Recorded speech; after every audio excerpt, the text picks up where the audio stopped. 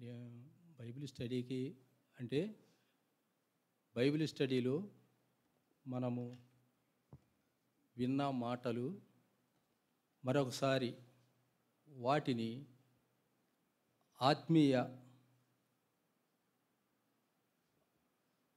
ఆత్మీయగా తీసుకొని మనం ఎలాగా జీవించాలో, ఆ జీవితాలు ఎలాగ ఉండాలో, ఈ లోకములో మనం వాక్యం అనేక మారులు వాక్యాలు వింటూ ఉన్నాం, జ్ఞాపకం చేసుకుంటూ ఉన్నాం. అయితే నాకైతే నేను ఎంతో వాక్యము మొదటి నుండి చాలా వాక్యాలు చాలా సేవకులు జ్ఞాపకం చేశారు, కానీ వాటిని ఇప్పుడు తిరుగుతూ ఉన్నాయి.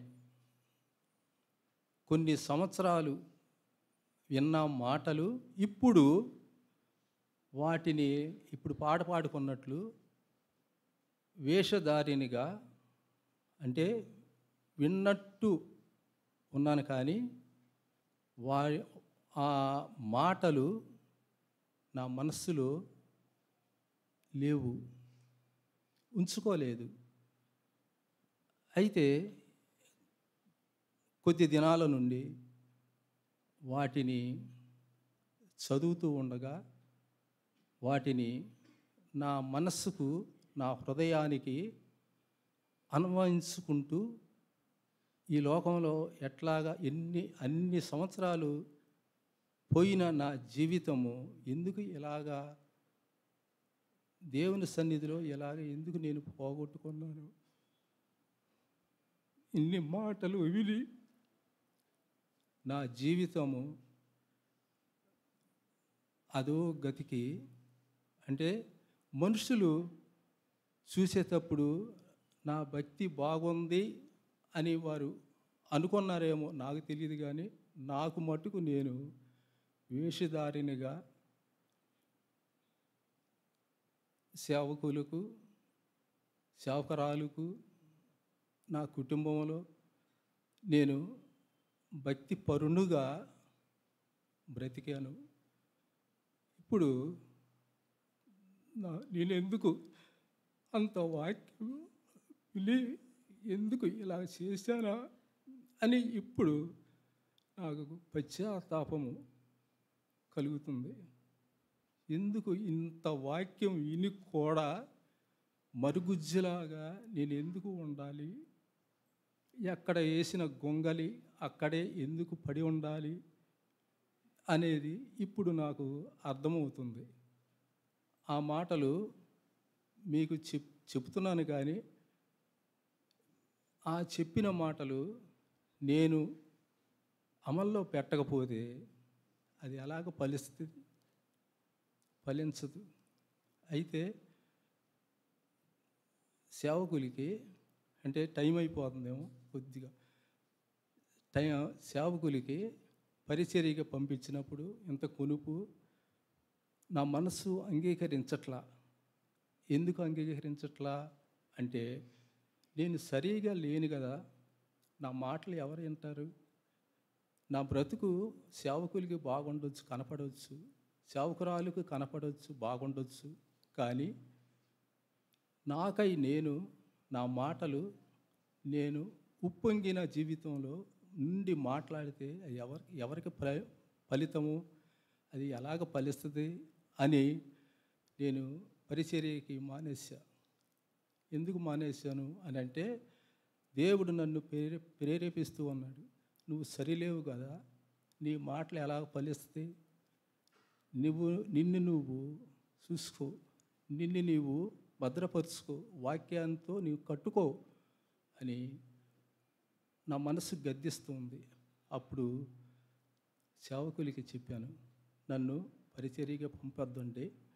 మరి ఆయన బాధపడ్డారో లేదో నాకు తెలియదు, కానీ ఇప్పుడు నాకు మనశ్శాంతిగా ఉంది. ఎందుకంటే కొంతమందికి నేను సువార్త చెప్పగలుగుతున్నాను. దేవునికి స్తోత్రం. కొంతమందికి అప్పుడు చెప్తున్నాను, కానీ అది ఫలిభరితంగా లేదు. ఎందుకంటే నా జీవితం సరిలేదు కాబట్టి అక్కడ ఫలించట్లా. నాకు అర్థమైంది. రాజరాజపేట వెళ్ళినా, ఎర్రబాలెం వెళ్ళినా, ఇంకొక సాటికి వెళ్ళినా అది ఫలిభరితంగా నాకు కనపడలేదు. నాలో నాది ఆ వాక్యము నాలో లేదు కాబట్టి అది ఫలించట్లా. నాకు అర్థమైంది. దేవుడు కూడా నన్ను దెబ్బలు కొడుతూ ఉన్నాడు. నిజమే.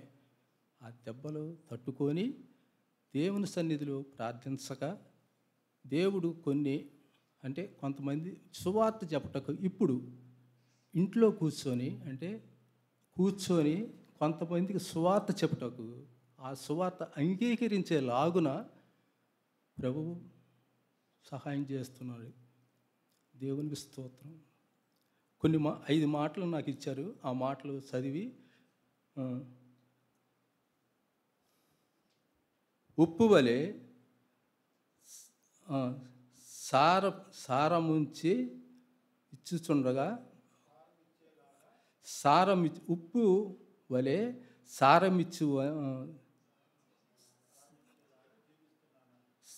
సారమిచ్చేలాగా జీవిస్తున్నానా? ఉప్పు సారమిచ్చేలాగా జీవిస్తున్నానా అని నాలో వాక్యముతో సరిచూడగా, అలాగా దేవుడు ప్రేరేపణతో అలాగా కొంతమందికి సారం ఇచ్చేలాగా, తండ్రి మీరు రక్షించుకున్నారు కదా, మీ రక్షణ నాకు ఆనందము పుట్టించండి. తర్వాత ఆ ఉప్పు కొంతమందికి సారం ఇచ్చేలాగా నాకు సహాయం చేయండి అని మొదటి నేను గమనించాను, ఆలోచన చేశాను. రెండవది, మన సత్క్రియ చదవండి బాబు. ఇతరులకు రక్షణలో నడిపిస్తుందా? మన సత్క్రియ అంటే మన మంచి క్రియ ఇతరులను నడిపిస్తుందా? వాక్యంలో నన్ను మాట్లాడి మనం జ్ఞాపం చేసుకున్నాం కదా, అది బైబిల్ స్టడీలో ఒకసారి ఒక బుధవారం ఆ మాటలే సారి ఇప్పుడు ఇదివరకు కొద్ది చదివే ఉండి, కానీ ఇప్పుడు ఫోన్ వచ్చిన కాండుండి ఆ ఫోనులో సేవకులు మాట, విశ్వాసుల మాటలు అన్నీ నా మైండ్లో నిలబడిపోయినాయి. అవి ఇదివరకు మామూలుగా పైపైన చదివేండి, కానీ ఇప్పుడు ఫోన్ వచ్చేలేకే అంటే ఆ ఫోనులో చూసుకుంటూ బైబిల్ దగ్గర పెట్టుకొని ఆలోచన చేస్తున్నప్పుడు నీ సత్క్రియ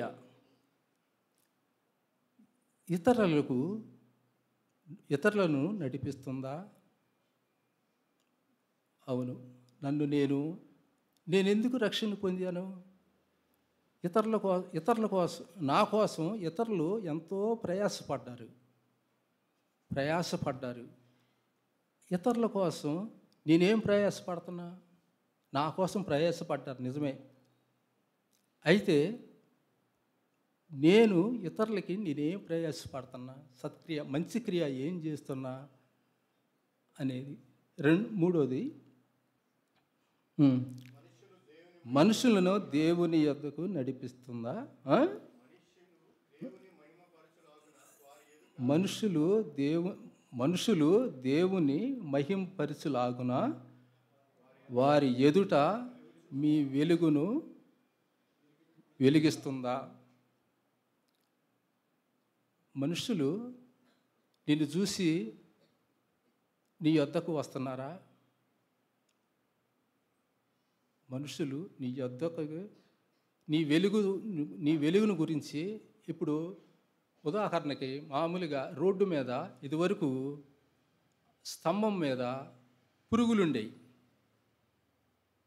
ఆ వెలుగుకు చూసి ఆ పురుగులు ఆ మిడతల్లాగా ఆ వెలుతురును కప్పేస్తుంది, వెలుతురు పడకుండా. అంటే నేను నన్ను నన్ను చూసి దేవునిని మహింపరుస్తుందా అనేది నేను ఆలోచిస్తూ ఉన్నాను. నాలుగోది, వాక్యాన్ని ఆగండి, ఇవన్నీ రిఫరెన్సులు ఉన్నాయి. వాక్యమును మన హృదయమును పలక మీద రాసుకొని జీవిస్తున్నామా? సామెత గ్రంథం 3:3లో ఉంటుంది అన్నమాట. పలక అంటే చిన్నప్పుడు మన తల్లిదండ్రులు బడికెళ్ళరా అని పలకిచ్చి పంపిస్తాడు. నేను వెళ్ళను అంటాడు. ఎల్లరా బాబు అని చాక్లెటో లేకపోతే ఏదో ఒకటి వాడిని బొజ్జగించు నచ్చజేసి వాడిని పంపిస్తారు. ఎందుకు పంపిస్తారు అంటే ఆ పలక మీద వాడు చెయ్యి పెట్టి వ్రాయాలి. రాసిన తర్వాత వాటిని మాస్టర్కు అప్పగించాలి. అట్లాగే మన హృదయం మీద మనల్ని రక్షించుకున్నాడు కదా దేవుడు. మనం వింటున్నాం కదా, అనేక వాక్యములు మనం వింటున్నాం కదా, మనం వాటి గురించి ప్రార్థన చేస్తున్నాం కదా. మనల్ని దేవుడు లెక్క అడగడా అనేది భయం నాలో ఇమిడిపోయింది. హృదయం అనే నీ పలక మీద వాటిని వ్రాసుకో. సొలొమోను గారు చక్కగా వాటిని అభ్యాసం చేసి రంగరించి అందిస్తున్న మాటలను మనం జ్ఞాపం చేసుకుంటూ ఉన్నాం. నీ హృదయం అనే ఎక్కడ పెట్టుకోవద్దు, నువ్వు ఎక్కడ పెట్టుకోవద్దు. నీ హృదయం అనే పలక మీద వాటిని రాసుకుంటే అవి చెరిగిపోవు. అవి ఎవరు తుడిచేయటం కూడా వీలు లేదు. 5వ మాట, మన బోధ ఇతరులను రక్షిస్తుందా? మనం బోధ చేస్తున్నాం కదా, ఇతరులను ఆ హృదయం అనే పలక మీద మనం ఎప్పుడైతే వ్రాసుకుంటామో, మనం మైండ్లో పెట్టుకున్నాం అనుకో, మనం మర్చిపోతాం. అది హృదయం మీద రాసుకున్నాం అనుకో అవి చెరిగిపోవాయి. మన బోధ ఇతరులను రక్షిస్తుందా, రక్షణలోకి నడిపిస్తుందా అనేది నన్ను నేను పరీక్షించుకుంటూ, నన్ను నేను దిద్దుకుంటూ, నన్ను నేను అలాగా ప్రార్థన చేస్తూ ఉన్నాను. మీరు కూడా నా కొరకు ప్రార్థించండి. దేవుడి చిన్న మాటలు దీవించుగాక. సంఘంలో సాక్ష్య జీవితం అన్న మాటను మనం లేఖనాల్లో నుంచి కొన్ని విషయాలు ఆలోచన చేస్తూ, తిమోతి మొదటి పత్రిక 3వ అధ్యాయంలో దేవుని మందిరంలో అనగా జీవము గల దేవుని సంఘంలో జనులేలాగు ప్రవర్తించవలెనో, లేదంటే నీవేలాగు ప్రవర్తించవలెనో ఈ మాటలు నీకు రాస్తున్నాను అని తెలుసుకోవడానికి రాస్తున్నాను అని పౌలు తిమోతికి రాసిన మొదటి పత్రికలో కొన్ని విషయాలు మనం ఆలోచన చేస్తూ వచ్చాం. మనం జ్ఞాపకం చేసుకున్నాం ఆ విషయాలు. అయితే వాటిల్లో నుంచి కొన్ని ప్రశ్నలు వ్యక్తిగతంగా మాటలు ఆలోచన చేస్తూ ఉన్నప్పుడు, తర్వాత బోధించిన తర్వాత, షేర్ చేసుకున్న తర్వాత వాటిని గురించి ఆలోచన చేస్తూ ఉన్నప్పుడు నన్ను నేను వేసుకున్న ప్రశ్నలు, వాటిలో అన్నిటికీ ఎస్ అని నాకు వచ్చినాయి అని నేనేమి చెప్పట్లేదు. అయితే ఆ ఎస్ అనే దాని మీద టిక్ మార్క్ కొట్టడానికే నేను సిద్ధపడాలని ఆ విధంగా ఈ ప్రశ్నలు నేను సిద్ధపరిచాను. అయితే మొదటి ప్రశ్నగా, సంఘము యొక్క విలువ గుర్తెరిగి నేను జీవిస్తున్నానా? సంఘము అది ఎంత విలువైనదో, దాని ఆలోచన ఎవరిదో, దాని పెట్టుబడి ఎవరిదో, దాని యొక్క అధికారం ఎవరిదో, ఆ విషయాలన్నీ మనం ఆ రోజు జ్ఞాపకం చేసుకున్నాం కదా. అలాంటి సంఘాన్ని విలువైనదిగా నేను భావిస్తున్నానా? ఆ విలువను, ఆ గొప్పతనాన్ని, ఆ ప్రశస్తతను నేను గుర్తెరిగి జీవిస్తున్నానా అని మొదటి ప్రశ్నగా నాకు నేను వేసుకున్నాను. ఈ ప్రశ్నను మనం కూడా వేసుకొని అలాంటి విలువ, దేవుడు ఎలాంటి విలువ ఆ సంఘం పట్ల కలిగి ఉన్నాడో అలాంటి విలువ కలిగి నేను జీవిస్తున్నానా అని ఒకసారి మనల్ని మనం చెక్ చేసుకోవడానికి ఈ ప్రశ్నను మనం సంధించుకుందాం. అలానే రెండవ ప్రశ్నగా అలాంటి సంఘంలో సాక్ష్య జీవితం కలిగి ఉండాలన్న ఆలోచన, అలాంటి సంఘంలో మంచి సాక్ష్య జీవితం, గొప్ప సాక్ష్య జీవితం కలిగి ఉండాలన్న ఆలోచన నేను కలిగి జీవిస్తున్నానా? ఆ సాక్ష్య జీవితం అన్న మాట దగ్గర యేసు ప్రభువారి యొక్క సాక్ష్య జీవితాన్ని మనం జ్ఞాపకం చేసుకున్నాం కదా. యేసు ప్రభువారు తనకు తానే ఇస్తున్న సాక్ష్యం, యేసు ప్రభువారిని గురించి తండ్రి అయిన దేవుడు ఇస్తున్న సాక్ష్యం, పరిశుద్ధాత్మ దేవుడు ఇస్తున్న సాక్ష్యం కదా. ఆయన చేసిన ఆయన క్రియలు ఇస్తున్న సాక్ష్యం, లేఖనాలు ఇస్తున్న సాక్ష్యం ఆ రోజు మనం జ్ఞాపకం చేసుకున్నాం. అలా మన సాక్ష్య జీవితం నా దృష్టిలో నాకు నేను చెప్పుకోవటం కాదు. దేవుని సేవకులు అప్పుడప్పుడు జ్ఞాపకం చేస్తారు, కాయిన్ 2 సైడ్స్ చూడాలి. అప్పుడే ఒక సైడే ప్రింట్ అయి ఉంటే అది ఫేక్ కరెన్సీ, ఫేక్ రూపీ అని మనం అనుకుంటాం కదా. అట్లా ఇరుపక్కల అన్న మాటను మనం జ్ఞాపకం చేసుకుంటున్నప్పుడు ఆ పత్రికలోనే ఇద్దరు ముగ్గుర నోట సాక్ష్యాన్ని కలిగి ఉండాలి అన్న మాట మనం జ్ఞాపకం చేసుకున్నాం. ఆ పత్రికలోనే మన సాక్షి కూడా మనల్ని గూర్చి సాక్ష్యం ఇస్తుంది అన్న విషయాన్ని మనం జ్ఞాపకం చేసుకున్నప్పుడు అలాంటి విలువైన సంఘంలో సాక్ష్య జీవితాన్ని నేను కలిగి ఉండాలి అన్న ఆలోచన, అన్న స్పృహ నేను కలిగి జీవిస్తున్నానా లేదా అన్నదానికి కూడా నేను జవాబు చెప్పేవారిగా వాడినిగా మీరు కూడా జవాబు చెప్పేవారిగా ఉండాలని ఆశిస్తూ ఆ ప్రశ్నను మనం సంధించుకుందాం. అలానే మూడవ ప్రశ్న, సంఘంలో మన ప్రవర్తన జీవితం, అదే మన సాక్ష్య జీవితం, మన పలకరింపులు. తిమోతి రాసిన పత్రికలోనే యవ్వన స్త్రీలతో ఎలా నువ్వు మాట్లాడాలి, వాళ్ళని ఎలా సంబోధించాలి, యవ్వన పురుషులతో, స్త్రీలతో, సంఘంలో ఉన్న పరిచారకులతో, పెద్దలతో అన్న మాటలు మనం జ్ఞాపకం చేసుకున్నాం. కాబట్టి సంఘంలో మన ప్రవర్తన, మన పలకరింపులు ఎలా ఉన్నాయి, అదే మన సాక్ష్య జీవితం. దాని విషయంలో మనం ఎలా ఉన్నాం, జాగ్రత్త కలిగి ఉన్నామా లేదా అన్నదానికి కూడా నేను జవాబు చెప్పేవాడినిగా వారంగా మనం ఉండాలి. అలానే వాక్యానుసారమైన జీవితం, అదే సాక్ష్య జీవితం. ఇందాక అంకుల్ కూడా జ్ఞాపకం చేశారు, అది మన హృదయం అనే పలక మీద రాసుకోవాలని. వాక్యానుసారమైన జీవితం అంటే సత్యబోధన అనుసరించాలి మాత్రమే కాదు, ఆ సత్యబోధని మరొకరికి ఉన్నది ఉన్నట్టుగా అందించాలి కదా. ఆ విషయాన్ని కూడా మనం జ్ఞాపకం చేసుకొని దాని పట్ల మనం ఎలాగూ జీవిస్తున్నాం అన్నది ప్రశ్న, దానికి జవాబు చెప్పేవారిగా ఉండాలి. ఆ తర్వాత ఆఖరిగా అలాంటి విలువైన సంఘంలో మాదిరికరంగా జీవిస్తున్నామా, మాదిరి కలిగిన జీవితం కలిగి జీవిస్తున్నామా. పౌలే నేను మాదిరిగా ఉండటానికి నన్ను నేను సిద్ధపరచుకుంటున్నానని తిమోతి మొదటి పత్రికలో బహుశా మొదటి అధ్యాయంలో జ్ఞాపకం చేస్తాడు. తిమోతి నువ్వు కూడా మాదిరిగా ఉండాలయ్యా అని తిమోతికి కూడా జ్ఞాపకం చేస్తాడు. కాబట్టి మాదిరికరమైన జీవితం మన తోటి వారికి, లేదంటే మనకన్నా వయసులో తక్కువ ఉన్న వారికి కాబోలు, మన తోటి విశ్వాసులకి, మన సహచరులకి ఒక మాదిరికరమైన జీవితం వారి ఎదుట మనం ఉంచి వెళ్తున్నామా అన్నదానికి కూడా మనం జవాబు చేయగలిగితే సంఘంలో మన సాక్ష్య జీవితాన్ని, దేవుడు కోరినట్లుగా మన సాక్ష్య జీవితాన్ని మనం కాపాడుకొని ఆయన సంతోషపరిచేవారిగా ఉంటాం. కాబట్టి ఈ మాటలు మరలా మనం జ్ఞాపకం చేసుకుంటూ వాటికి జవాబులు రాసేవారిగా ఉందాం. అలాగ జీవించుటలో మనందరికీ పరిశుద్ధాత్మ దేవుడు సహాయం చేయాలని ప్రార్థనాపూర్వకంగా మనం జీవిద్దాం. నాకు ఇవ్వబడిన అంశము సమాజంలో సాక్ష్యం అనే అంశం ఇవ్వటం జరిగింది. నేను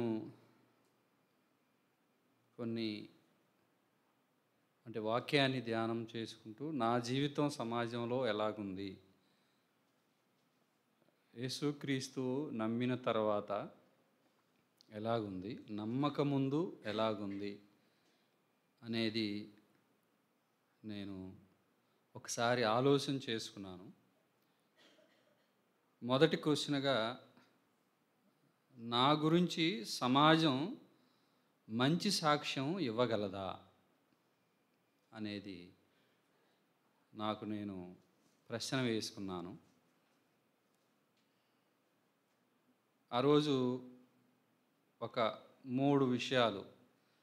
కుటుంబంలో చేస్తే సమాజం నుంచి మంచి సాక్ష్యం పొందిన రూత్ అని, సంఘములో చేస్తే సమాజం నుంచి మంచి సాక్ష్యం పొందిన తబిత అని, ఇశ్రాయేలు సమాజానికి చేస్తే ఆ సమాజం నుంచి వచ్చిన మంచి సాక్ష్యం పొందిన ఆ అధికారి అని చెప్పుకున్నాం. తర్వాత 3 రకాల మనుషులు మనకి తారసపడతారని ఆ రోజు జ్ఞాపకం చేసుకున్నాం. అది నాకు నేనుగా మన ప్రభు అయిన యేసుక్రీస్తు వారు గురించి రిఫరెన్సులు మనం చెప్పుకున్నాం. నాకు నేనుగా 3 రకాల మనుషులు నేను ఫేస్ చేశాను. కొందరు ప్రోత్సహించేవారు, కొందరు విమర్శించేవారు, కొందరు మన మీద అసూయతో ఉండేవాడు. సరే, నా గురించి సమాజం మంచి సాక్ష్యం ఇవ్వగలదా అంటే ఎలీషా గురించి మనం జ్ఞాపకం చేసుకున్నాం. నిజమే, నా గురించి ఇంకా నేను మంచి సాక్ష్యం ఇవ్వాలంటే ఇంకా నా మటుకు నేను లేదా మనము ఇంకా పని చేయాలి అనే ఆలోచన వచ్చింది. నా ప్రవర్తన ఇతరులకు ఇబ్బంది కలిగిస్తుందా? ఈ విషయంలో కూడా మరి ఆలోచన చేశాను నేను. కొన్నిసార్లు అంటే పనిచేసే స్థలంలో కొంత ఇబ్బంది, మనమేమో కామ్గా ఉండాలని చూస్తుంటాం, కానీ మిగతా వాళ్ళు చాలా ఫ్రీగా మాట్లాడతారు. ఆ విధంగా మనం మాట్లాడలేము. మొన్న ఒక సహోదరుడు అంటున్నాడు, రాజు అసలు స్టాఫ్లో కూర్చుంటే అసలు వాళ్ళ ఇరగబాటు ఏంటి, వాళ్ళ మాటలేంటి, వాళ్ళ ఆ జోకులేంటి, అసలు అవి మనకి రావట్లేదు రాజు, నాకు అసలు చేత అవ్వట్లేదు, మనం ఇవన్నీ మనకు తప్పు అనిపిస్తున్నాయిగా అని చెప్పి అన్నాడు. నిజమే, కొన్నిసార్లు లోకంలో మనం పనిచేస్తున్నప్పుడు సెక్యులర్ వారిలాగా మనం మాట్లాడలేము, వారిలాగా మనం పని చేయలేము. అవి వాక్యానికి విరుద్ధమైనవి అనిపిస్తూ ఉంటాయి. అది నేను గమనించాను. కాబట్టి నా ప్రవర్తన ఇతరులకు ఇబ్బంది కలిగిస్తుందా అన్న విషయంలో ఇతరుల కన్నా ముందు నా ప్రవర్తన నా దేవునికి ఇబ్బందిగా ఉందా అనేది చెక్ చేసుకోవాలనిపించింది నాకు. ఉదాహరణకి 2 పర్యాయాలు, ఈ 3వ ప్రశ్న చదువుతాను. నా బ్రతుకు ద్వారా క్రీస్తు స్వరూపం సమాజం చూడగలదా? నా బ్రతుకు ద్వారా క్రీస్తు స్వరూపం, ఈ విషయంలో కూడా కొందరు నా దగ్గరకు వచ్చి వారు విగ్రహారాధన చేసేవాళ్ళే, అయ్యా సార్ మా ఫ్యామిలీ గురించి ప్రార్థన చేయండి సార్, మేము కొంచెం క్లిష్ట పరిస్థితిలో ఉన్నాము, పర్లేదు సార్ అని కొందరు మా స్టాఫ్లో నన్ను అడగటం నేను గమనించాను. విషయం ఏంటి అన్నప్పుడు వారు చెప్పడం జరిగింది. వారు కూడా నేను ప్రార్థన చేశాను. అయితే ఈ విషయంలో చాలా జాగ్రత్తగా ఉండాలనిపించింది నాకు. నా బ్రతుకు ద్వారా క్రీస్తు స్వరూపం సమాజం చూడగలదా అన్న కోణంలో చాలా జాగ్రత్తగా మనం ఉండాలి అని అనిపించింది. నేను చేసే పనులు క్రీస్తును మహింపరిచే విధంగా ఉన్నాయా? ఇక్కడ కూడా ఒక పక్కేమో దేవుడు బాధపడతాడని భయం వేస్తుంది, మరొక పక్కేమో మా ప్రిన్సిపాల్ గారు బాధపడతారని భయం వేస్తుంది. ఎలాగంటే పోయిన సంవత్సరం మా అన్ని క్యాంపస్ల్లో ఉన్న స్టాఫ్ అందరినీ ఆయాలతో సహా ఒక బీచ్ దగ్గర ఒక పెద్ద స్టేజ్ ప్రోగ్రాం ఏర్పాటు చేశారు. అక్కడ 82 సంవత్సరాల ఆయా డ్యాన్స్ చేస్తుంది, అందరూ డ్యాన్స్ చేస్తున్నారు, లేడీస్ ఏంటి జెంట్స్ ఏంటి అందరూ స్టాఫ్ అందరూ డ్యాన్స్ చేస్తున్నారు. ప్రిన్సిపాల్ గారు నన్ను దూరం ఉంటే నన్ను పిలిచారు, నువ్వు డ్యాన్స్ చేయి అంటున్నారు ఆయన. అసలు ఆ పాటల అర్థమే చాలా అసహ్యకరమైన, నాకు ఏంటంటే ఆటోలో ఎక్కినా, బస్సు ఎక్కినా, మరి ముఖ్యంగా ఆటోలు లేదా సమాజంలో ఈ మైక్ కానీ, సౌండ్ బాక్స్‌లో గానీ సినిమా పాటలు వస్తుంటే వెంటనే వాటి అర్థాలు బాగా నేను పట్టేస్తాను. అంటే గతంలో నా జీవితం అలాంటి జీవితం అనమాట. అసలు ఈ పాట ఏంటి? దీని అర్థం ఏంటి? అనేది నాకు అవగాహన వస్తదనమాట. ఇంత చెడ్డదానికి వీళ్ళు ఎగురుతున్నారేంటని నాకు అనిపిస్తుంది, బాధ కలుగుతుంది గానీ, మా ప్రిన్సిపాల్ గారేమో రమ్మని పిలుస్తున్నారు నన్ను. పిలిచారు. డాన్స్ చేయమంటే నేను దగ్గరికెళ్ళి, సార్ నేను ఎయకూడదు సార్, సారీ సార్ అంటే ఆయన మొహం ఇంత లోన పెట్టుకొని మా ఇన్ఛార్జ్ గారికి చెప్పారు. మళ్ళీ ఆమె పిలిచింది నన్ను. ఇప్పుడు నేనేం చేయాలి అన్నప్పుడు కొంచెం బాధే వేసింది నాకు. సరే ప్రిన్సిపాల్ గారు బాధపడితే బాధపడ్డారు, ఇన్ఛార్జి మిస్ బాధపడితే బాధపడ్డారు, కానీ నేను మాత్రం స్టేజ్ ఎక్కి డాన్స్ చేయకూడదని అట్లా ఆ రోజంతా నేను అట్లా కాపాడుకున్నా, సముదాయించుకున్నా. అసలు ఆ పాటలు వినటానికే మనకు మనసు ఒప్పట్లేదు. అలాంటిది వినటమేంటి, మనం ఎక్కి డ్యాన్స్ చేయటం ఏంటి అన్న తప్పు నాకు అంతరాత్మ గద్దిస్తుందనమాట. ఇలాంటిది మరొకసారి పాపికొండలు వెళ్తే లాంచ్లో ఆ గైడు ఒక పాట పెట్టి డ్యాన్స్ చేపిస్తున్నాడు అందరి చేత. ఇప్పుడు జెంట్స్ని పిలిచాడు, అందరం స్టేజ్ మీదకి వచ్చాం. ఇక పాట పెట్టి డ్యాన్స్ చేయొద్దంటే అందరూ ఎత్తున్నారు, నేనేమో దిగాను.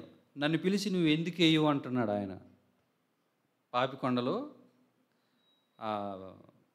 ఆ లాంచ్లో వెళ్తున్నప్పుడు అప్పుడు అతనికి నేను చెప్పాను, సారీ బాబు, నేను ప్రార్థనకి వెళ్తాను, చర్చికి వెళ్తాను, ఇలాంటి పనులు మేము చేయకూడదన్న. ఓకే సార్, ఓకే సార్, వెళ్ళండి సార్ అన్నాడు. సో మిగతా అందరూ డ్యాన్స్ వేసి చప్పట్లు కొడుతూ ఎగురుతూ అరుస్తూ ఉంటే మనం కామ్గా కూర్చోవాల్సి వస్తుంది. వెళ్ళకుండా ఆబ్సెంట్ అయితేనే మళ్ళీ ప్రిన్సిపాల్ గారు అడుగుతారు. ఇలా కొన్నిసార్లు దేవుని కొరకు ఇతరులు ఏమనుకున్నా సరే మనం కొంచెం, వాళ్ళు మనల్ని ఏమన్నా అనుకుంటారు, కానీ మనం మాత్రం జాగ్రత్తగా ఉండాలనేది నాకు వచ్చిన ఆలోచన. మొన్న మా స్కూల్ పక్కన ఒక చిన్న గుడి ఉంటుంది, అక్కడ భోజనాలు పెడుతున్నారు. స్టాఫ్ ఏంటి, పిల్లలు ఏంటి, అందరూ వెళ్ళి భోజనం చేస్తున్నారు. గేట్ దగ్గర వాచ్మెన్, నేను ఇటు కాకుండా ఇటు వెళ్ళటానికి బండి స్టార్ట్ చేస్తే, ఆగండి సార్, అక్కడ భోజనం జరుగుతుంటే ఇంటికి వెళ్తానంటారు ఏంది, అందరూ వెళ్తున్నారుగా, నువ్వు కూడా వెళ్ళవేంది అని అంటుంటే, మేము వెళ్ళను, చర్చికి వెళ్తాం, నీకు తెలుసు కదా అని అంటే, మీ దేవుడు భోజనం అయితే మేము చేయొచ్చు, మా దేవుడు భోజనం నువ్వెందుకు చేయవు అని ప్రశ్నించాడు ఆయన. ఆయనకు ఒకరోజు వ్యక్తిగతంగా సువార్త చెప్పాను నేను, పెద్ద ఆయన, 70 సంవత్సరాల పైనే ఉంటాయి ఆయనకి. సో ఇట్లా కొన్నిసార్లు మరి సమాజంలో మనం సెక్యులర్ లైఫ్లో ఉన్నప్పుడు కొన్ని విషయాలు ఇతరులకి లేదా అన్యులకి బాధ కలిగినా సరే మన దేవుడికి మనం బాధ కలగకుండా అక్కడ నిలబడితే బాగుంటుంది అనేది ఒక చిన్న ఆలోచన వచ్చింది. నేను చేసే పనులు క్రీస్తును మహిమపరిచే విధంగా ఉన్నాయా అన్న కోణంలో మరి నేనైతే పౌలు గారి గురించి ఆలోచన చేశాను. ఆయన ఎన్ని ప్రయాణాలు చేశాడో, ఎంత గొప్ప స్థితిని వదులుకున్నాడో, ఎన్ని శ్రమలు పడ్డాడో, ఆయన దూషించినా కొట్టినా చెరలో వేసినా కూడా మరి ఎంత ఓర్చుకున్నాడో అనేది జ్ఞాపకం వచ్చింది. మన సహోదరులు మేము కూడా మన సహోదరుని దగ్గరికి వెళ్ళినప్పుడు, అన్న నలుగురికి సువార్త చెప్పానన్న, నలుగురు మారు మనసు పొందారన్న అని అంటుంటే, ఒక పక్క చెరలో ఉన్నాడని నాకు కళ్ళెమ్మ నీళ్ళు వస్తున్నాయి, కానీ ఆ తమ్ముడు పక్కపక్క నవ్వుతూ పాటలు బాగా పాడుతున్నావన్నా, పాటలు సరిగ్గా పాడుతున్నావా అని మమ్మల్ని పలకరిస్తుంటే కొంచెం దేవుని మాటలు చెప్పి ఆదరించి రావడం జరిగింది. మనం చేసే పనులు నిజంగా మనం ఎక్కడున్నా సరే క్రీస్తుని మహిమపరిచే విధంగా ఉంటే బాగుంటుంది. అలా నేనున్నానా అని నేను చెక్ చేసుకోవడం జరిగింది. ఇంకా మరి అలా ఉండాలని అనుకుంటున్నాను నేను. ఇంకొకటి, నేను ఎవరికైనా సాయం చేస్తున్నానా లేక నాకెందుకులే అని సరిపెట్టుకుంటున్నానా అనే మాట నేను రాసుకున్నాను. నిజమే, అన్న కూడా ఒకసారి అన్నాడు, తమ పనులు తామే చేసుకునేవాళ్ళు, తమ గురించి తామే ఆలోచించుకునేవాళ్ళు స్వార్థపరులు అవుతారని. తమ పనులు తామే చేసుకుని ఇతరుల పనులు కూడా మన వంతు మనం సహాయం చేయటం అనేది గతంలో వాస్తవానికి నేను ఒప్పుకుంటున్నాను, నాకు లేదండి. గతంలో లేదు. గతంలో లేకపోవడానికి కారణం ఏంటంటే నా ఆర్థిక పరిస్థితి ఒకటి. దేవుణ్ణి నమ్ముకున్న తర్వాత ఇప్పుడిప్పుడే తెలుసుకుంటున్నాను నేను. గతంలో కన్నా ఇప్పుడిప్పుడే తెలుసుకుంటున్నాను. అది మరి సహాయం చేసే విషయంలో ఇంకా ముందుకుండాలని నాకు అనిపిస్తూ ఉంది. మంచి సమరయుడు అక్కడ ఇద్దరు వెళ్ళారు, కానీ ఈ సమరయుడు అయితే తన దావని తను వెళ్ళలేదు, కానీ ఇతను ఆగాడు. అంటే ఇతరులకు సహాయం చేయాలంటే మన పనుల ముందు మనం ఆపుకోవాలి. కొన్ని మనం కొంత నష్టపోవాల్సి వస్తుందేమో, లేదా మనం కొంత వెచ్చించాల్సి వస్తుంది. అది మన సమయం కావచ్చు, మన డబ్బులు కావచ్చు, మన కష్టార్జితం కావచ్చు, మన ప్రజెన్స్ కావచ్చు. అలా లేకుండా మనం సహాయం చేస్తానంటాం అది కరెక్ట్ కాదేమో. కాబట్టి ఇతరులకు సహాయం చేసే విషయంలో ఈ మంచి సమరయుడైతే తన ముందు ఆగాడు. బండి మీద వెళ్తున్నప్పుడు మనం టైం అయిపోతుందని పరిగెడతాం, కానీ పక్కన ఉన్నోళ్ళు ఎట్లున్నారని ఆలోచన చేయలేము కొన్నిసార్లు. కానీ ఇక్కడ మంచి సమరయుడైతే అలా చేయలేదేమో. ఈయన ఆగాడు, పట్టించుకున్నాడు, తీసుకెళ్ళాడు, పరామర్శించాడు, ఇంత చేశాడు ఆయన. పరిశుద్ధాత్మ దేవుడు ప్రభు అయిన యేసుక్రీస్తు వారు చెప్పిన ఈ మంచి సమరయుడు ఇతరులకు సహాయం చేసే విషయంలో మనం ఎంత వెనకబడ్డామో, లేదా నేను ఎంత వెనకబడ్డాను అని నాకు అనిపించింది. ఇక మూడో మాట, ఆఖరి మాట, సమాజంలో మనకి మంచి సాక్ష్యం మన గురించి చెప్పాలంటే మన నోరు అనేది చాలా ప్రాముఖ్యమైందని నేను అనుభవపూర్వకంగా తెలుసుకున్నా. మనకు అన్యాయమే జరుగుతుంది, ఎదుటోళ్ళు మాట్లాడేది అన్యాయమే. ఎదుటోళ్ళు మన పట్ల అన్యాయంగా ఉంటారు, వాళ్ళు వాదిస్తారు, మాట్లాడుతుంటారు. కానీ మనం బజారెక్కి నోరు తెరిస్తే మాత్రం అది తప్పు అంటారు. అమ్మో, చూసావు అసలు ఎట్ట మాట్లాడుతుందో, ప్రార్థనకు పోద్దంట. మళ్ళీ ఆయన చూసావా ప్రార్థన పోతారు, కానీ నోరు చూడు ఎట్టుందో. అది అన్యాయమని మనకు తెలుసు. అది అన్యాయమని తెలిసి మనం నోరు తెరిస్తే మాత్రం సమాజంలో నుంచి మనకి యేసయ్యకి ఆయన గాయపరుస్తుంటే అది అన్యాయమని ఆయనకు తెలుసు. తిడతంటే అలా తిట్టడం అతని తప్పు ఏమీ లేదని తెలుసు. కొడతంటే రక్తం వస్తుంటే అది ఆయన తప్పు లేదని తెలుసు, కానీ ఆయన నోరు మూసుకున్నారు. సో అలాంటప్పుడు ఒక విశ్వాసిగా మనకు జరిగే అన్యాయం విషయంలో మనం నోరు మూసుకోవటం, అలా నోరు మూసుకుంటే అప్పుడు మనకు మంచి సాక్ష్యం వస్తుంది సమాజంలో నుంచి అని నాకు అనుభవపూర్వకంగా నేను తెలుసుకున్నాను. కొన్నిసార్లు దేవుడు ఆ అవకాశం ఇచ్చి ఆయన మహిమ కొరకు అలాంటి సిచ్యువేషన్ ఇచ్చారా అనిపిస్తుంది.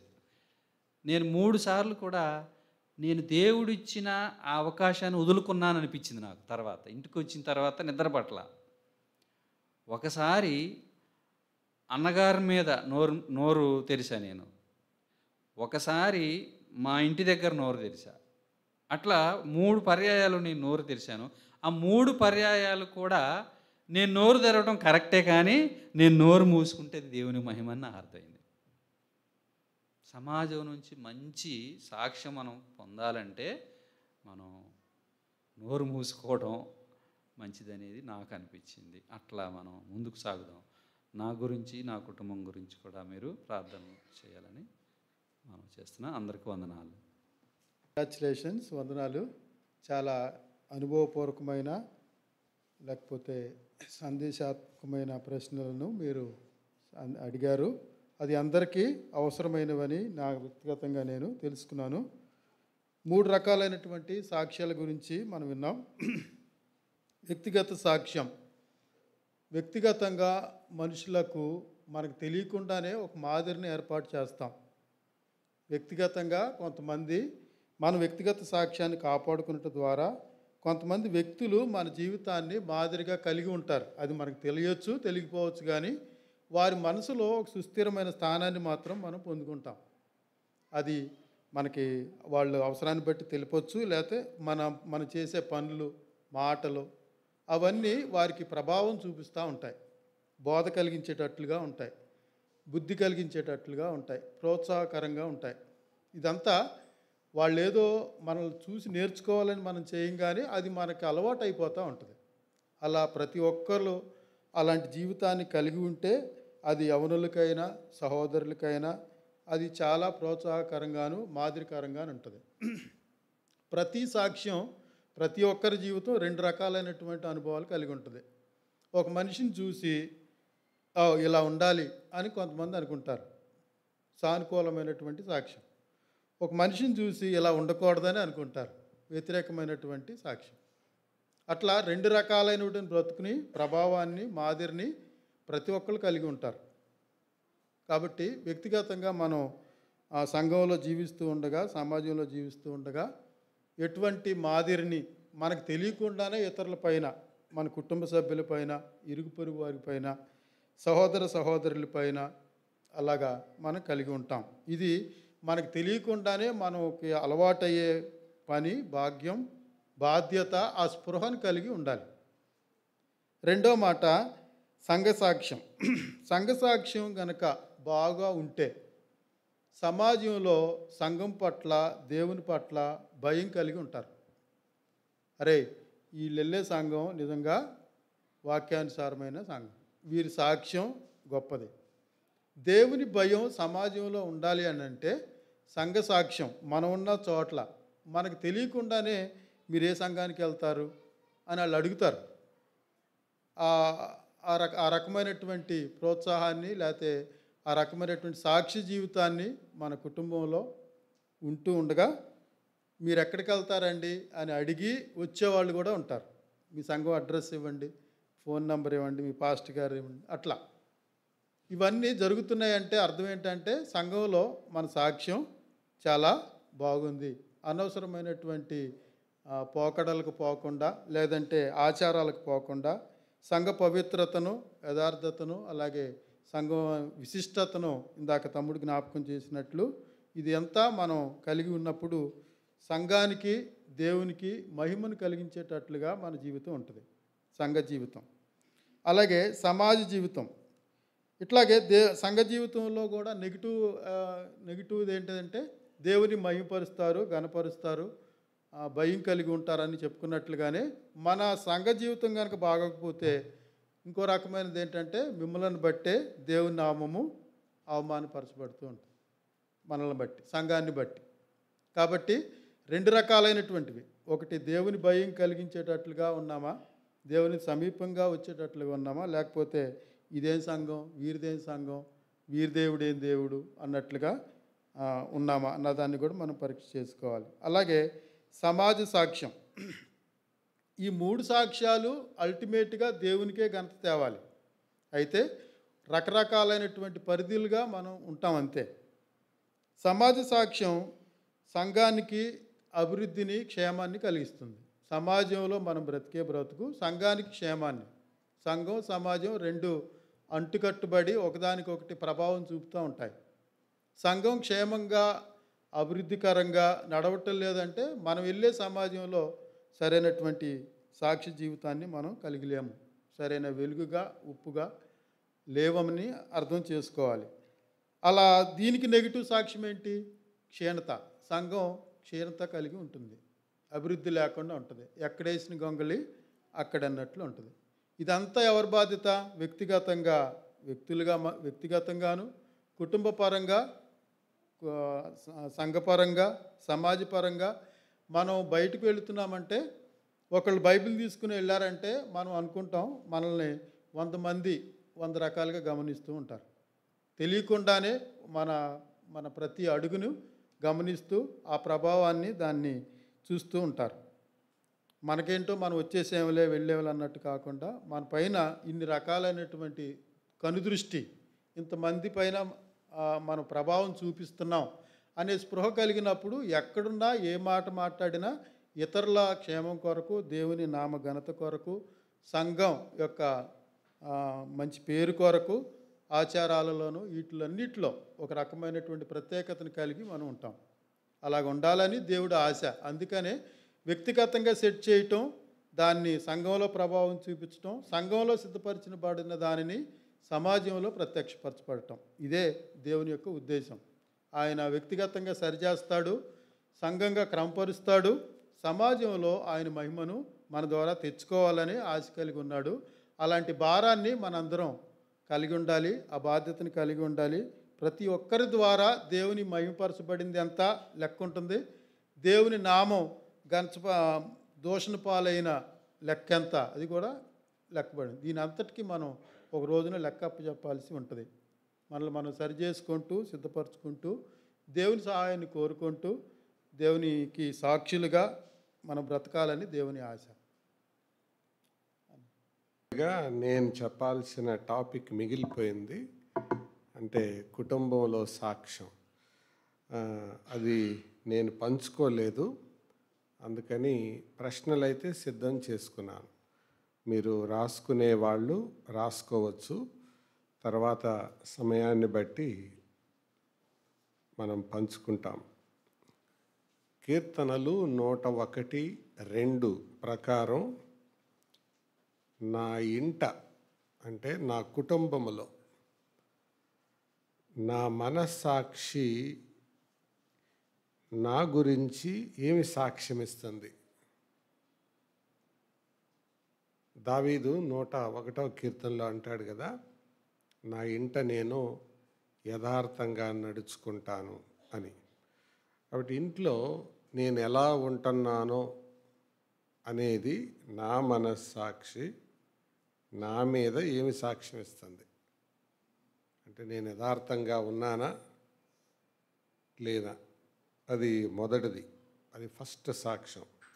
రెండవది, నా భార్య లేక నా భర్త నా భక్తి జీవితాన్ని గురించి ఏమి సాక్ష్యం ఇస్తున్నారు? నా భార్య లేక నా భర్త నా భక్తి జీవితాన్ని గురించి ఏమి సాక్ష్యం ఇస్తున్నారు? ఇది రెండవది. మూడవది, నా పిల్లలు నా గురించి ఏమి సాక్ష్యం ఇస్తున్నారు? నా పిల్లలు నా గురించి ఏమి సాక్ష్యం ఇస్తున్నారు? దీనికి నేను రాసుకున్న రెఫరెన్స్ ఏంటంటే ఆదికాండం 31వ అధ్యాయం 50వ వచనం చూస్తే మంచిది. ఆదికాండం 31:53 కావచ్చు.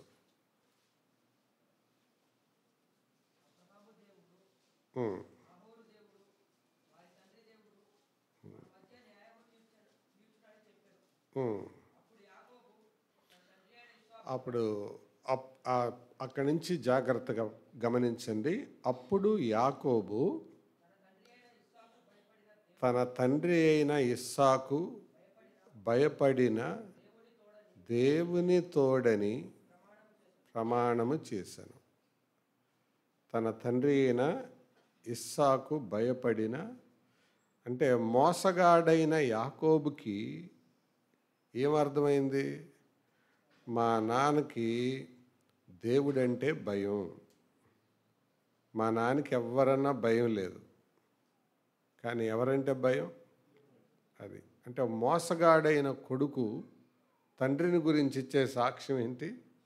మా నాన్నకి ఫిలిస్తీన్లన్న భయం లేదు, శత్రువులన్న భయం లేదు, కానీ మా నాన్న భయపడే ఒకే ఒక వ్యక్తి ఎవరు?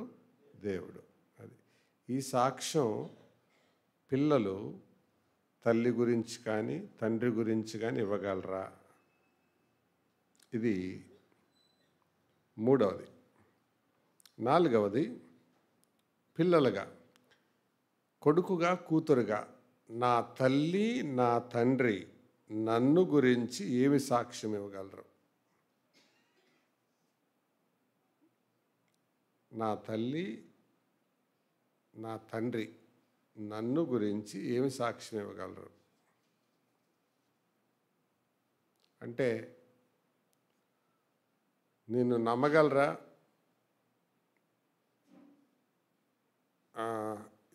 దీన్ని నమ్మలేం, ఈయన్ని నమ్మలేం, ఇది ఏం చేస్తాడో, ఎలా బతుకుతాడో, ఎక్కడ ముంచేస్తాడో, ఎక్కడ అవమానం తెస్తారో అని భయపడతారా?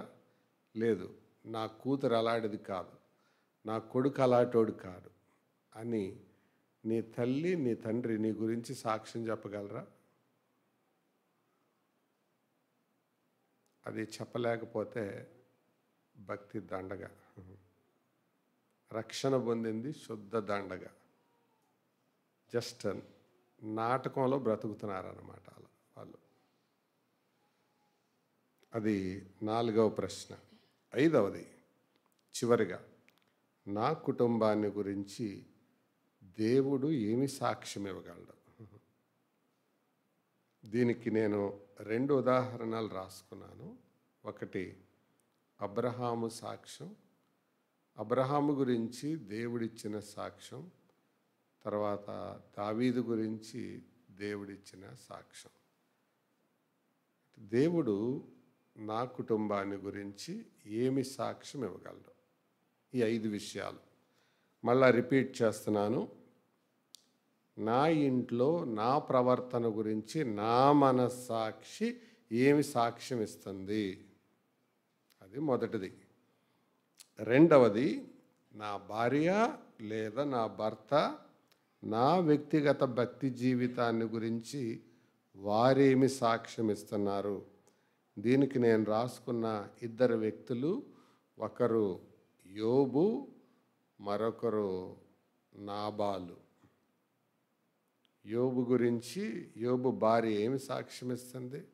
నువ్వు ఇలాంటి భయంకరమైన స్థితిలోకి వెళ్ళిపోయి కూడా ఇంకా యథార్థతను వదిలిపెట్టవా అంటది. అంటే నీకు రోగం వచ్చింది, నీకు ఒంటికి రోగం వచ్చింది కానీ నీ మనస్సుకు రోగం రాలా, నువ్వు యథార్థవంతుడివే. ఇది భార్య ఇచ్చే సాక్ష్యం. నాబాలు గురించి భార్య అబిగయిలు ఇచ్చిన సాక్ష్యం ఏంటంటే, నువ్వు మా ఆయన ధనవంతుడే కానీ శుద్ధ మోటోడు. దావీదు అదే కదా చెప్పింది, అతడు మోటువాడు. అతని పేరు అతని గుణాన్ని తెలియచేస్తుంది. A bad testimony, wife is giving a bad testimony about husband. మోటోడు అని సాక్ష్యం ఇస్తుంది. యోబు భార్య ఏమో యథార్థవంతుడు అని సాక్ష్యం ఇస్తుంది. నాబాలు భార్య ఏమో మోటోడు అని సాక్ష్యం ఇస్తుంది. భార్యక రాశాను, అలాగే భర్త నీ గురించి ఏమి సాక్ష్యం ఇవ్వగలడు? తుంపిడీలు పెట్టేదనే, నోరు కుదరందనే, ఏమి సాక్ష్యం ఇవ్వగలడు? అది 2వది. 3వది, నా పిల్లలు నా గురించి ఏమి సాక్ష్యం ఇవ్వగలరు? తల్లిదండ్రులుగా పిల్లలు, మీ పిల్లలు మీ గురించి ఏమి సాక్ష్యం ఇవ్వగలరు? 4వదిగా, కొడుకుగా కూతురుగా నీ తల్లి నీ తండ్రి నీ గురించి ఏమి సాక్ష్యం ఇవ్వగలరు? నిన్ను నమ్మగలరా? నువ్వు కాలేజీకి వెళ్తున్నావంటే కాలేజీకే వెళ్తారు. ఫోన్ చూస్తున్నారంటే అపవిత్రమైనవి చూడరు, సమయాన్ని వృధా చేసుకోరు అని నమ్మగలరా? కుకట్పల్లి హౌసింగ్ బోర్డు కాలనీ దగ్గర మీటింగ్స్కి వెళ్ళేటప్పుడు ఒక అమ్మాయి పండుకునే బండి మీద ఆ అమ్మాయి లవర్తో పండుకొని అమ్మతో మాట్లాడుతుంది, మమ్మీ నేను ఎగ్జామ్కి ప్రిపేర్ అవుతున్నాను, నన్ను డిస్టర్బ్ చేయబాకు, తర్వాత నేనే చేస్తానులే అంటుంది. అది ఉందెక్కడ? బండి మీద లవర్తో పండుకొని మాట్లాడుతుంది. రక్తం సలసల పొంగిపోయిందన్నమాట నాకు. అంటే వాళ్ళ అమ్మ వాళ్ళ నాన్న ఈ అమ్మాయి గురించి ఏమనుకుంటున్నారు? మా అమ్మ హైదరాబాదులో ఉంది, చదువుకుంటుంది, పాపం ఎంత బిజీగా ఉందో అనుకున్నారు. కానీ ఇది చేసే పని ఏంటి? అది ఇది తెలిస్తే నమ్ముతారా తల్లిదండ్రి? అది ఇది 4వది. 5వది, అసలు టోటల్గా నీ కుటుంబాన్ని గురించి దేవుడు ఒక సాక్ష్యం ఇస్తాడు. అదేమి ఇవ్వగలడు?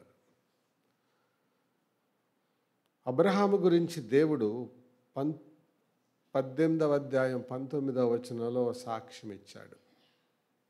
అది చదువుకొని ముగించుకుందాం. ఆదికాండం 18-19, 18-19. యెహోవా అబ్రహామును గురించి చెప్పింది.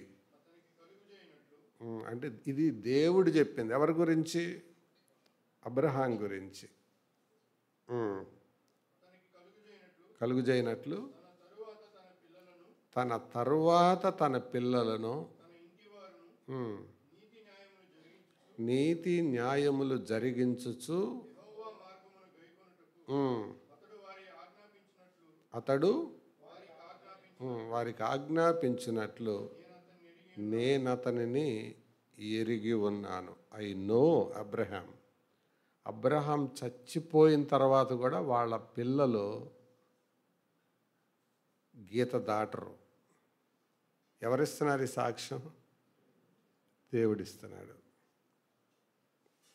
ఇది కాబట్టి మన కుటుంబాల గురించి మనుషులు ఏమనుకుంటున్నారు అది ఒక యాంగిల్ అయితే, అసలు దేవుడు ఏమనుకుంటున్నాడు అనేది అది సుప్రీం యాంగిల్, పీక్ యాంగిల్. అది తిరుగులేని సాక్ష్యం. ఆలోచన చేయండి. ఈరోజు మన కుటుంబం గురించి దేవుడు ఏమనుకుంటున్నాడు? దేవుడు అందరి కుటుంబాలు ఎరిగినవాడు. ఇక్కడికి వస్తే మనందరి కుటుంబాలు దేవదూతల కుటుంబాల్లాగా ఉంటాయి. ఇంట్లో అట్లా ఉండవు. ఆ సీన్ వేరు. కానీ అబ్రహాం గురించి దేవుడు వచ్చే సాక్ష్యం ఏంటి? తన తర్వాత తన పిల్లలు నీతి న్యాయాలను అనుసరించి నడుస్తారు. అది అబ్రహాం మీద ఆధారపడి లేదు. అతడు వెళ్ళిపోయిన తర్వాత కూడా వాళ్ళ గీత దాటరు. ఏం కట్టుకున్నాడండి? విగ్రహారాధికుడు తన కుటుంబాన్ని, ఎన్ ఐడాలేటర్, విగ్రహారాధికుడు తన కుటుంబాన్ని ఎంత విశ్వాసయుక్తంగా కట్టుకున్నాడు. సో ఈ 5 మాటలు మన కుటుంబ సాక్ష్యాన్ని గురించి ప్రతిఫలించేవి. నేను వాక్యం చెప్పలేదు కానీ ప్రశ్నలు అయితే వేశాను. దీని గురించి మీరు ఆలోచన చేసుకోండి. ఇదే సాక్ష్యం మీ కుటుంబం గురించి. కాబట్టి కుటుంబ సాక్ష్యం కూడా చాలా ప్రాముఖ్యం. గుర్తుండిపోతుగా మొదటిగా ఏంటి? నా కుటుంబంలో నేను ఎలా నడుచుకుంటున్నానని నా మనస్సాక్షి నాకు చెబుతుంది. మొదటిది మనస్సాక్ష్యం. 2 భాగస్వామి సాక్ష్యం. 3 పిల్లల సాక్ష్యం. 4 తల్లిదండ్రుల సాక్ష్యం. 5 దేవుని సాక్ష్యం.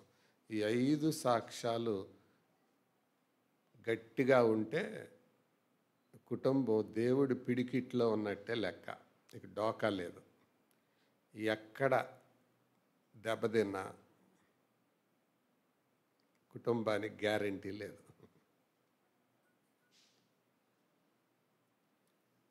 ఈ 5 విషయాలు ప్రతివారు జ్ఞాపకం పెట్టుకోండి.